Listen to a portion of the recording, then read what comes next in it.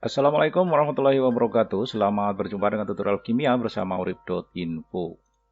Kali ini kita akan mempelajari cara menyetarakan jumlah atom atau muatan dalam persamaan reaksi redoks menggunakan metode transfer hidrogen. Reaksi yang kita setarakan C12H22O11 direaksikan dengan H2SO4 dan K2Cr2O7 menghasilkan CO2, Cr2SO4 3 kali, dan K2SO4. Reaksi ini berlangsung dalam suasana asam. Dalam metode ini kita akan pasangkan spesies-spesies yang mirip tanpa melakukan pengionan lebih dahulu. Kita langsung pasangkan spesies-spesies yang mirip. Di sini ada C12H22O11. Kita harus pasangkan dengan spesies yang ada di ruas kanan yang mengandung C. Untuk H dan O boleh diabaikan dulu. Spesies di ruas kanan yang mengandung C hanya ada ini, hanya ada CO2. Maka ini kita pasangkan dengan CO2. Sisanya ini kita boleh pasangkan. Boleh seperti itu caranya. Hanya seandainya ada H2O di sana kita boleh abaikan. Sudah, sekarang kita sudah mendapatkan dua pasang reaksi. Di tahap awal ini kita tidak pusingkan manakah yang mengalami reaksi reduksi dan oksidasi. Kita akan dapatkan itu nanti ketika di tahap berikutnya. Selanjutnya ini kita akan setarakan unsur selain O dan H pada masing-masing persamaan. Persamaan pertama, C di ruas kiri ada 12, sementara di kanan ini kan hanya ada 1 ya. Jadi ini kita kalikan 12, sehingga C-nya sama-sama 12. Sekali lagi H dan O boleh diabaikan. Selanjutnya kita bisa periksa S. Ingat ya, H dan O diabaikan dulu. S di ruas kiri ini jumlahnya 1, sementara di ruas sebelah kanan ini S ada di dua posisi. Ada 3 dan 1. Berarti kan 4 nih. Kita coba di sini kita kalikan 4 dengan harapan S-nya nanti akan setara sama dengan 4. Selanjutnya K.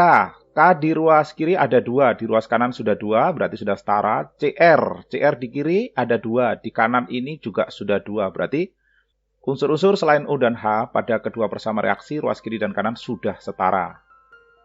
Selanjutnya, seharusnya kita akan menyetarakan muatan, tetapi di dalam metode ini kita tidak melakukan pengionan sehingga tidak ada muatan yang muncul. Oleh karena itu, apapun suasananya kalau menggunakan teknik pemasangan spesies tanpa pengionan, tidak perlu lagi kita tambahkan H+ kalau suasana asam dan tidak perlu ditambahkan OH- kalau suasana basa. Langsung saja kita setarakan jumlah O dengan cara menambahkan H2O pada ruas yang kekurangan O. Perhatikan O di ruas sebelah kiri ini ada 11, sementara di ruas sebelah kanan ini ada 2 kali 12. Jadi ada 24. Maka kita perlu tambahkan O di ruas sebelah kiri ini agar jumlahnya 24, berarti kita perlu tambahkan sebanyak 13 H2O. Jadi oksigennya sekarang menjadi 24, masing-masing ada 24. Kemudian di persamaan reaksi kedua, oksigen di sini ada 4 kali 4, ada 16, 16 ditambah 7, jadinya ada 23. Kemudian di ruas sebelah kanan, O di sini ada 12 ya ini ya. 12 ditambah 4, ada 16. Sehingga terdapat selisih O sebanyak 7. Maka di ruas sebelah kanan ini perlu kita tambahkan O sebanyak 7. 7 H2O. Sehingga oksigennya sama-sama 23. Oksigen sudah setara. Langkah berikutnya menyetarakan jumlah hidrogen. Di sini akan kita tambahkan atom H yang ditandai dengan H di apit kurung siku. Ini atom H yang khusus ya. Kita periksa di persamaan pertama. H di ruas kiri, ini banyak sekali nih, ada 22 ditambah 26. Berarti ada 48. Maka di ruas sebelah kanan kita tambahkan 48 atom H. Selanjutnya di persamaan kedua, kita periksa hidrogen di sini ada 8. Kemudian di ruas sebelah kanan ini ada 14. Maka yang di ruas sebelah kiri agar sama dengan 14, kita tambahkan 6 atom H. Sehingga hidrogennya sama-sama 14. Di sini kita sudah bisa mengidentifikasi bahwa pada persamaan reaksi pertama ini merupakan reaksi oksidasi karena dia melepaskan H. Sementara di persamaan kedua di ruas kiri ini menerima H.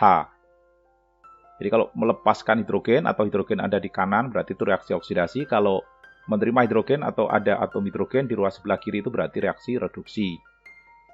Karena di dalam metode transfer hidrogen, jumlah hidrogen yang dilepas dengan jumlah hidrogen yang diterima ini harus sama. Nyatanya kan belum. Maka pada persamaan reaksi yang kedua ini, kita harus kalikan dengan suatu bilangan sehingga hidrogen yang diterima dengan yang dilepas sama-sama 48. Jadi ini kita kalikan 8. Hasil perkaliannya kita letakkan di bawah. Semua spesi di persamaan kedua kita kalikan 8.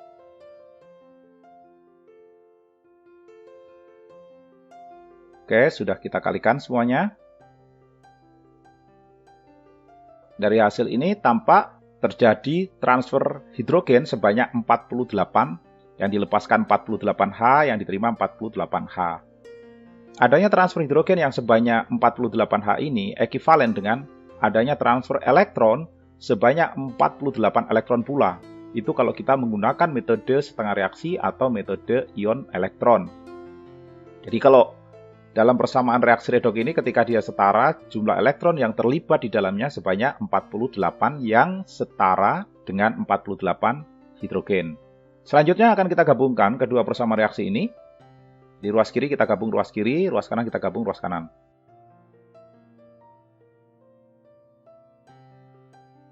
Sudah kita lakukan penggabungan. Selanjutnya akan kita eliminir spesi sejenis yang muncul di kedua ruas. Dalam hal ini ada 48 atom H di kiri dan ada 48 atom H di kanan. Ini kita bisa hapus. Kemudian kita periksa kembali.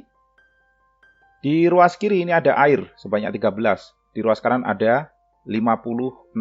Jadi kalau kita selisihkan ini menyisakan 43 H2O di kanan.